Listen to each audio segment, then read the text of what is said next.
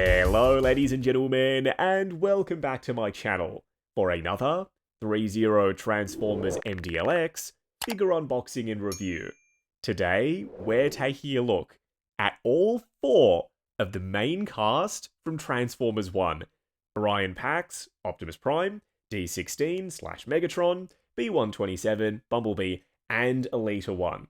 Now, mine was sent to me by Threezero as review samples, but if you'd like to grab them, I've popped some links to their site in the description.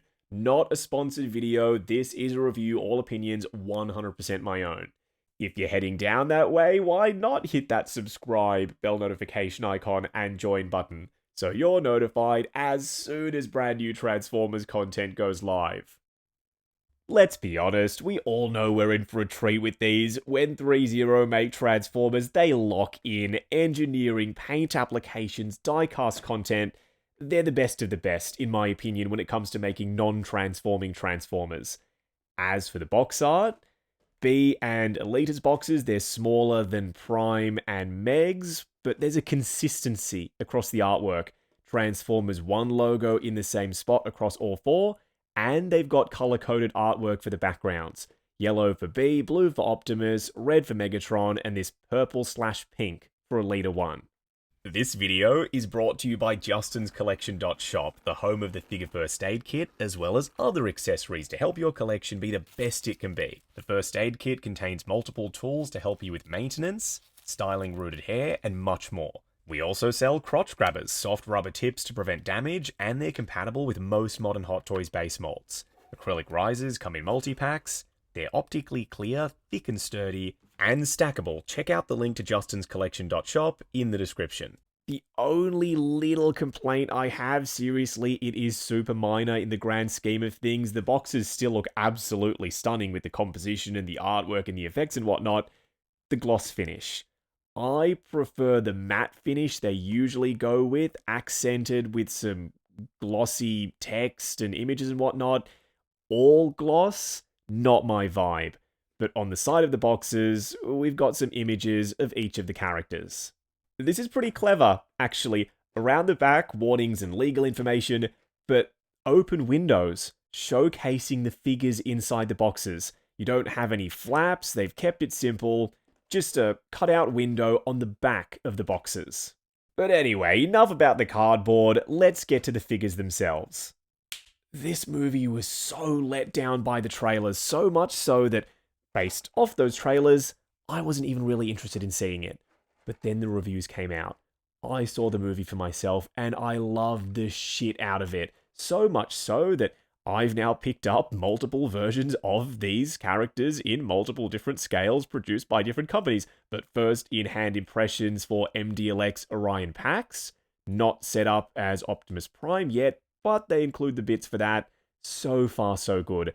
There's a decent amount of weight to him, and look at those gorgeous metallics.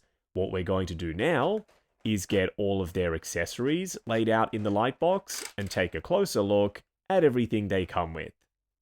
Now, this is interesting, the way they've done this.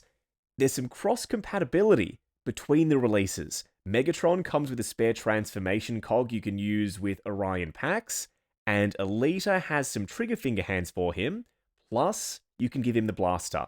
Some people aren't going to like that, I get it, because now you have to buy all the figures in the line to get that stuff for Optimus, but I don't mind it. I find it pretty harmless, and it incentivizes us to pick up the rest of the line, which, if you're a fan of the movie, you're probably going to do that anyway.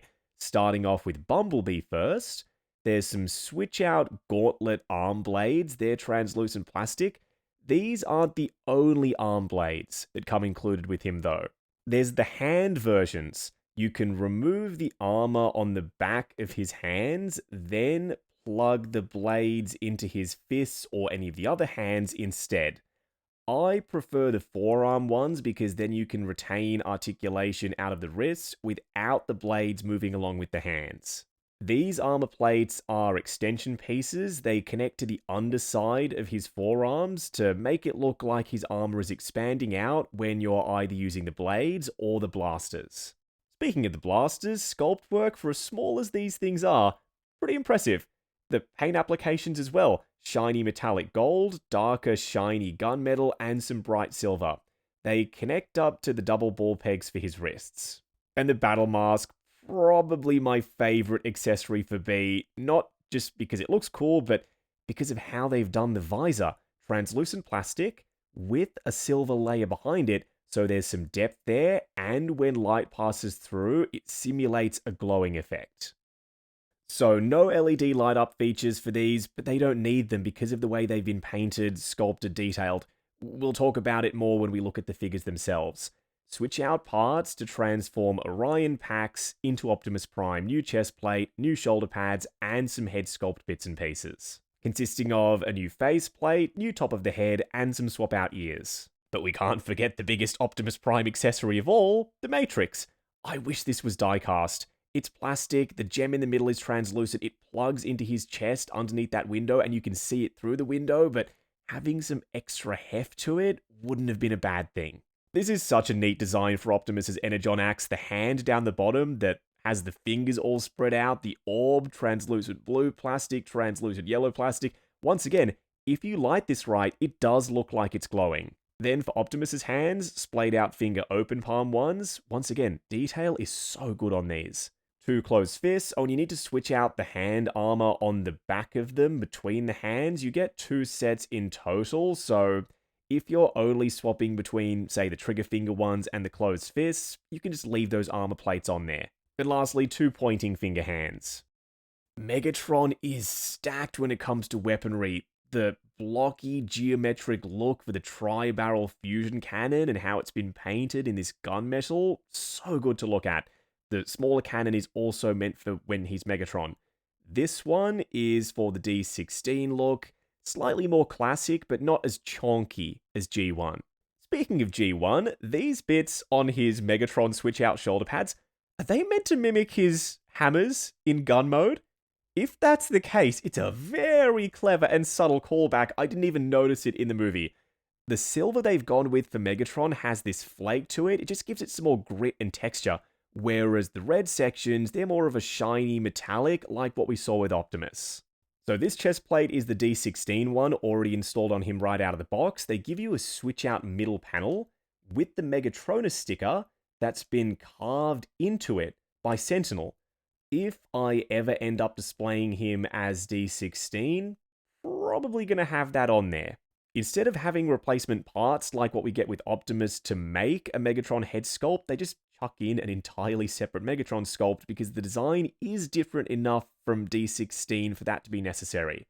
I wish there were some switch out face plates, but the stoic look does work for him. Two transformation cogs, the one with the red in the middle is Megatronus's, the blue one you can either use with D16 or Orion Pax. I actually really like this. Multiple sets of the Megatronus decal that Orion gives to D16 in the movie. We've got the scratched off ones for later in the movie and the fresh ones too. Then for Megatron's hands, two closed fists, and some splayed out finger open palm ones painted in gunmetal. We're almost there, home stretch. The blaster that comes with Alita can also be given to Optimus because like I said earlier, she comes with some trigger finger hands for him. I'm likely to give this to Alita because Optimus, he'll be displayed with that axe in my collection. Slim pickings, really, when it comes to Alita's accessories, just some hands as well as that blaster. Two relaxed open palm ones, two closed fists, and you do have to switch the hand armor between some of them because we don't get enough hand armor plates for all of the hands. Like these trigger finger ones, and the fingers are soft enough, you can pry them open, pop the blaster in there, no problem. What we're going to do now is get Orion, D16, B127, and Alita themselves out here. Standing straight up and down in the light box, no crazy poses or accessories or anything like that.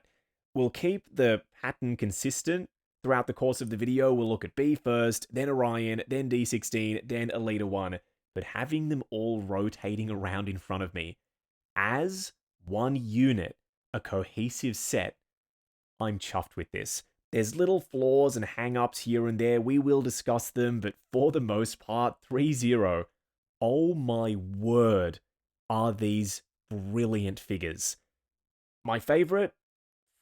probably Orion Pax / Optimus Prime. I know, yawn, Optimus Prime, everyone always picks him, but seriously, the figure is just that good. And being able to convert him between both modes, I am in love with this piece. But every single one of them, solid, worth picking up. Do I think that they work as standalone figures? Yes, but they are better as a set. You need to grab all four. Up close and personal, kicking things off with Bumblebee's head sculpt. It captures Bee's vibe from the movie to a T. The smirk on the faceplate is the exact choice I would have gone with if I was designing this piece. We'll try out the battle mask for something that's a little bit more badassatron, but this might be my go-to display option. We'll just have to wait and see. The sculpt work over the gold sections, highlighted with a black wash, everything pops because of that black paint. And the metallic silver for the faceplate, it's just gritty and metal flake heavy enough that when light hits it, it highlights the sculpted mouth rather than hiding it. We've seen other companies make Transformers figures slather the face in silver and then the mouth is completely lost. That is not the case for B127, but it's the eyes. They're my favorite detail with this sculpt. Just like the battle mask, metallic silver inserts underneath translucent blue, so they look like they're illuminated, but no LEDs. I mean, his eyes, you can see that detail, and it's a genius solution because button cell batteries going in a head sculpt of this scale would have been an absolute nightmare. And the way it sits on the body on this ribbed neck, just the right height, fits in proportion, not too big or too small. There's also grill work on either side of the faceplate. Let's install the battle mask though, because I'm really curious to see what that looks like on the body. Look, it's cool, it's badass, but it doesn't scream Bumblebee to me. This says Goldbug more than Bee, and if that's the look you're going for, then absolutely rock him with the battle mask on, but losing the eyes and that expressive faceplate, I'm not going to display him with the battle mask on in my collection long term. For the rest of this segment, I'll leave it in place, but we will go back to the faceplate eventually. Okay, this is clearly a War for Cybertron / Fall of Cybertron Bumblebee design callback. The roof of the car on the back of him, then the shape and design of the wheels and whatnot. The designers for the film must have taken some inspiration from those games because it is coming through with this piece. Even though this guy's little, all of the moving parts and pieces, the shoulder pads, the hip skirts, that stuff is going to come in clutch when it comes to articulation, and I am expecting great things for posability because we all know what Threezero does when it comes to engineering. There's some switch out parts and pieces for his forearms. Don't forget these plates can either be extended for the blaster look, or you can install the arm blades. Let's try some of them out. Yeah, that's sick. It makes it look like the arm panels have sprung open. This side we've got the blade, on the other the blaster. The instructions show blades and blasters, so you can install both options at the same time if you so choose. I prefer one or the other. Maybe I'll alternate like this, blade on one side, blaster on the other. Coming down to Bee's legs, this design goes so hard. The color breakup with the right amount of gold and silver and gunmetal, the wheels for the feet, the sculpted detail underneath it, and there's some extra sculpt work underneath certain sections that reveals itself as you bend the joints. Okay, I think it's time to talk about Orion Pax. He's not Optimus yet. He will be once we install the Matrix, but for right now, this is Orion Pax. We also need to switch out the shoulder pads and the chest piece and the head sculpt. We will get there. That is a killer Orion Pax sculpt. The only complaint I have with it is, unlike Bumblebee, his eyes don't work as well.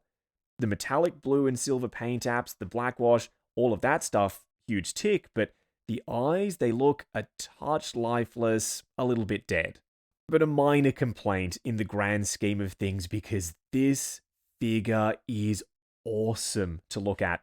This rich candy metallic red contrasting against this super dry matte feeling metallic blue, then the silver thrown in the mix with a warm tint to it, and the yellow and the gunmetal. Once again, the designers, they were firing on all cylinders when they put Orion Pax together. Even around the back, you can see how broad he is at the shoulders. The proportions are bang on to the animation model. And there's all of this sculpt work and more that reveals itself as you crunch him forward in typical Threezero fashion. So the transformation cog that comes with D16, you can remove Orion's chest panel, and technically this will be the Matrix chamber, but for now, it can house that spare transformation cog. Pop it in there, reinstall the chest plate, now it's stored inside. The smokestacks are a lot smaller for Orion Pax. They are about to get bigger when we convert him to Optimus Prime. Metallic red for the shoulder pads, a little bit more of it on the inside of the bicep, then that frosted metallic silver, and you can see how big of a difference the finish makes with the metallics. Everything is shiny, but it's different levels of shiny. The blue and the red, they're my favorite paint apps on this entire piece. How he narrows down at the waist like that, the moving hip skirts. There is some die-cast at play, not on the outside of him, I don't think. None of the panels feel like metal. Probably for the internal workings, the endoskeleton, I would imagine. Yeah, this blue, I cannot get enough of it. You're probably getting sick of hearing me say how good the blue is. You can see it on camera for yourself. The yellow up front on the toes, sculpted detail on the underside, of course. Alright, I've been dying to do this. Let's convert him to Optimus Prime. Step 1 is to remove the chest plate and the T-cog if you've got it in there, then install the Matrix. It doesn't connect using the same peg in the middle as the T-cog. Instead, it clips in on either side with these two retaining pieces. After you've put the Matrix in, then you can install the Optimus Prime chest plate, and oh yes, it's visible through that clear blue plastic. Next, you want to remove the shoulder pads. Pretty straightforward to do, and install the Optimus Prime ones. I like that there's no extra brackets or additional bits and pieces that you have to install on the forearm guards when you plug the Energon axe in. It's on a double ball peg. You just slide it forward to complete the look. And then lastly, all of the bits for the head sculpt, it'll be a little bit too fiddly to do on camera, I think. So instead, if you prefer the face look with the Optimus Prime bits, including all of the head attachments, it is doable.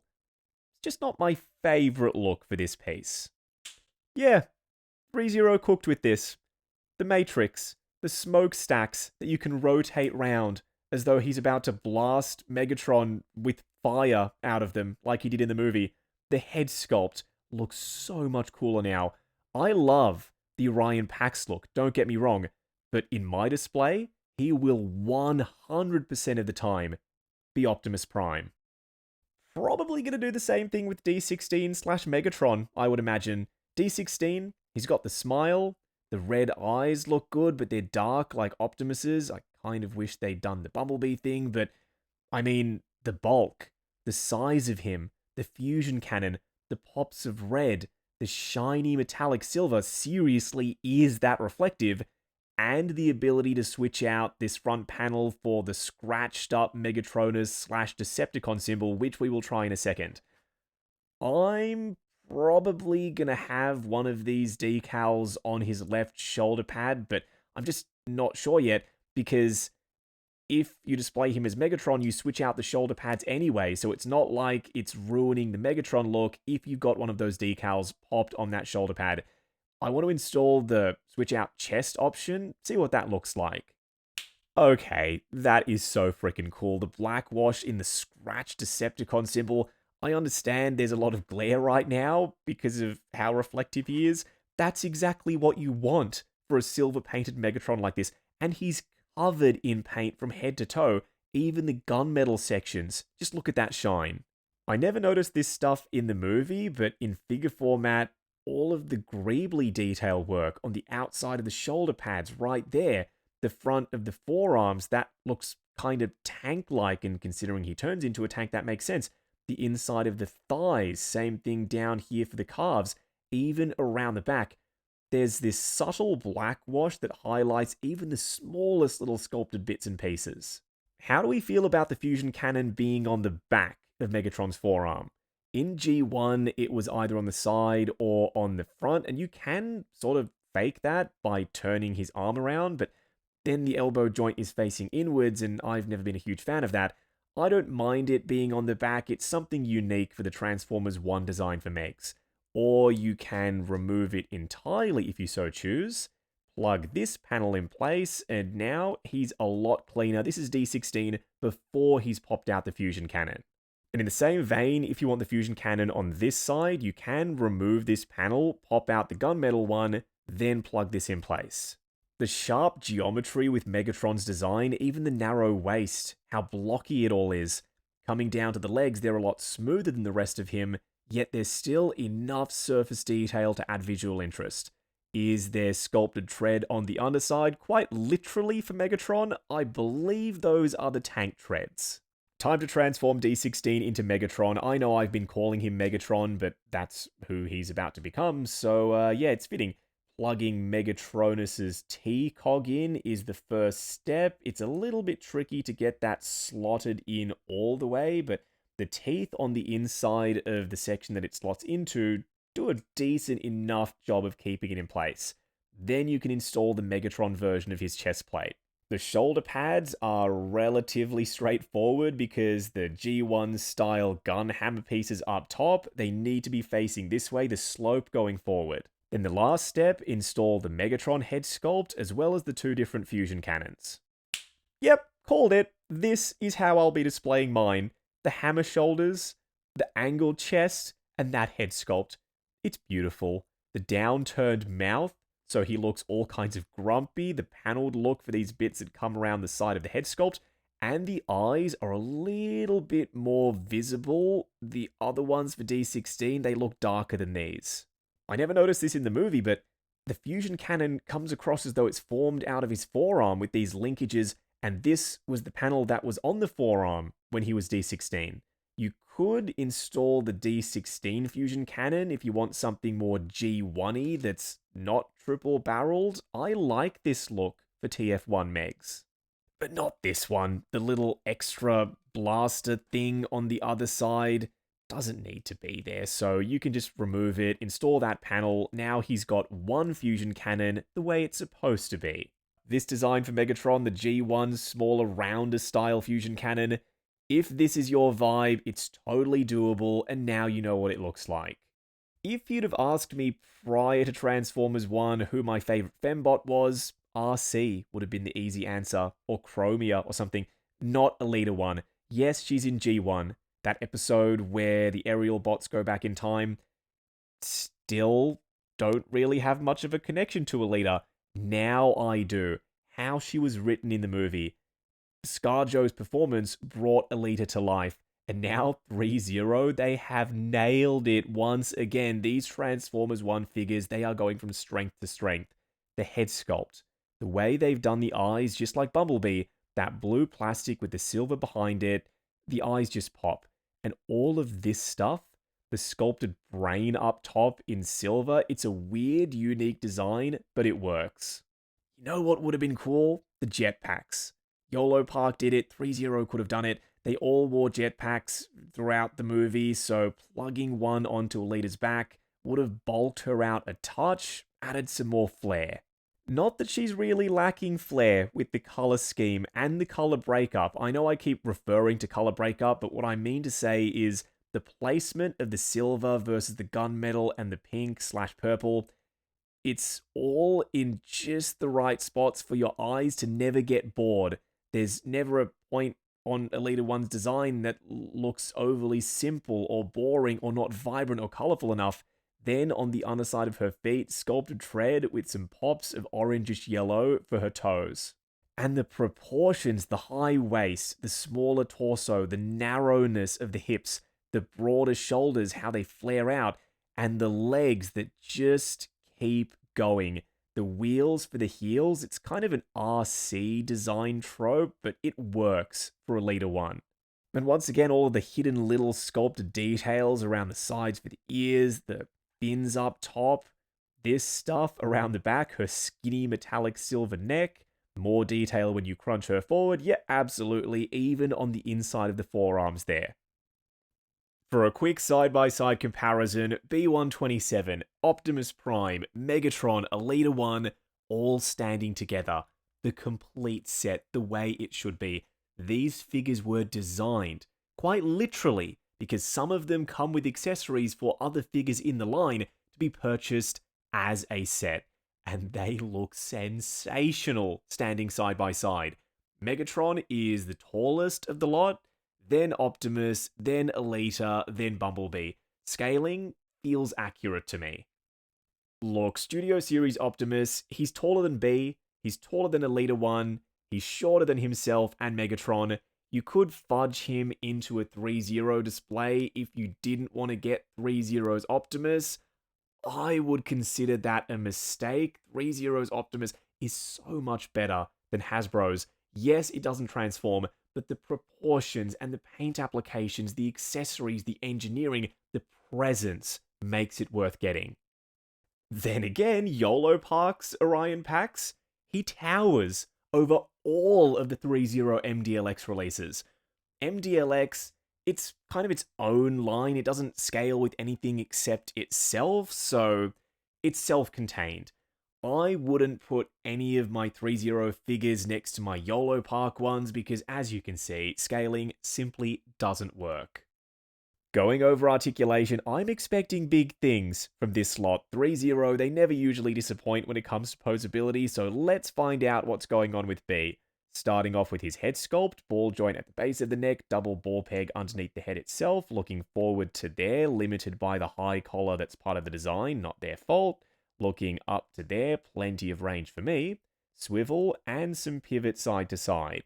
Shoulder pads are articulated, given this guy's small size. I'm impressed they managed to fit that in, but arms will go up to there, bringing the shoulder pad back down to cover the gaps. Forward and back, butterfly joint that hinges up and down. Swivel at the bicep, single bend at the elbow going just past 90, then for the wrist peg, it's a hinge and swivel. Torso crunching all the way forward, revealing that spinal column detail around the back, going back to there, swivel, and some pivot side to side. Hip skirts will move out of the way for maximum range, legs will drop down to there, going all the way forward, that is insane, going out to there, swivel at the upper thigh, and swivel at the hip joint. Double bend at the knee with more sculpt work underneath the panels, going past 90. Then double ball pegs on a track for the feet, good for forward and back rotation as well as ankle tilt. Next up, Optimus Prime, starting off with his head sculpt, ball joint at the base of it, double ball peg underneath the head, looking forward to there, looking up to there, swivel, and tons of pivot side to side. Shoulder pads are articulated, arms will go up to there on a series of joints, that double ball peg as well as a hinge. Forward and back, then the ball joint also acts as a butterfly that hinges up and down. Swivel at the bicep, this panel can move out of the way if you need it to on a double ball peg, double bend at the elbow on soft ratchets, going past 90, then for the wrist peg, it's a double ball joint. Torso crunching forward to there, yeah, that's about to be expected from Threezero, more detail revealed around the back when you do it. Going back to there, swivel, and some pivot side to side. Hip skirts on double ball pegs, you can see them on the inside there. Legs will drop down, going forward to there, going out to there, swivel at the upper thigh. And I just had a thought, if you're converting between Orion Pax and Optimus Prime, you can drop the legs down to give Optimus a bit more height versus Orion. Double bend at the knee, going past 90. Then a double ball peg for the ankles. Multiple parts can move out of your way, including this piece, good for forward and back, rotation, ankle tilt, and there's a toe joint. Megatron's turn, starting off with his head sculpt, same setup as the other two, ball joint, double ball peg, looking forward significantly further than Optimus and B, looking up to there, further as well. Extra detail underneath the head sculpt I'm now just noticing. Swivel and pivot side to side. Shoulder pads on hinges, arms will go up to there, forward and back. The shoulder joint acts as a butterfly that also goes up and down. Swivel, interestingly enough, at the elbow joint, and it feels like it's on ratchets. Double bend also on ratchets, going the full way. Then for the wrist, it's a double ball peg. Torso crunching forward to there, further than both Optimus and Bumblebee, going back to there, swivel, and pivot side to side. Hip skirts go out, legs will drop down on double ball pegs, going forward the full way, then out to there, swivel at the upper thigh and the hip joint. Double bend at the knee, bonus detail around the front there. The second joint is kind of hard to activate, but it will go the full way. Bonus articulation, the knee pads. Then for the feet, you can move these bits up and down. The feet themselves, double ball pegs, good for forward and back, rotation, ankle tilt, and there's a toe joint. The leader one is definitely the spindliest of the set, starting off with her head sculpt. Ball joint at the base of the neck, double ball peg underneath it, looking forward, looking up, swivel, and pivot side to side. Shoulder pads are integrated into the arms this time. They'll go up to there. Then there's a bonus joint for extra range going forward and back. The shoulder acts as a butterfly that also goes up and down. Swivel above the elbow joint and below as well. Then for the elbow, single bend going to 90, wrist peg, double ball joint. Torso crunching forward, going back, swivel, and pivot side to side. Hip skirts are on double ball pegs, legs will drop down to there, going all the way forward, going out to there, swivel both at the hip joint and the upper thigh. Double bend at the knee, going past 90. Then rotating wheels for the ankles and a ball joint for the feet. Good for forward and back, rotation, as well as ankle tilt. Wrapping up on Threezero's Transformers 1 MDLX line, the whole darn thing. B127, Orion Pax, D16, and Elita 1. They're great. They're not perfect. Couple of things here and there that we've discussed throughout the course of the video, but at the end of this, they are must-haves. If you're a fan of the movie, if you've not even seen it, what are you doing? Go and watch the film. You will be a fan after you have seen it, I promise you, because it is that good. These figures do the character models justice in a way that I feel none of the transforming versions of these characters do. That might be sacrilege to say, because Justin, how can you have Transformers that don't transform? Well, this is evidence that it can work. Proportions, paint applications, articulation, accessories, engineering, all of those things have been prioritized over transforming. And also Hasbro and Takara Tomy, they're the only companies that are allowed to make transforming Transformers. And Threezero, they stuck to what they know best, which is all of the stuff I just mentioned. They have created, in my opinion, the best scaled down versions of the TF1 cast that's been made by any company to date. We've looked at some of them on the channel, we're going to be looking at more of them. But for now, this set, my all-time favorite. And they will be displayed next to my other Transformers figures on the shelf. Now, I got mine direct from Threezero as review samples. I've not been asked to say only nice things. The figures were seriously just that good. I've popped a link to their site in the description. While you're down there, why not hit that subscribe, bell notification icon, and join button if you like the sound of seeing your name in the end credits of my reviews. Like, comment, and subscribe. We'll catch you in the next video.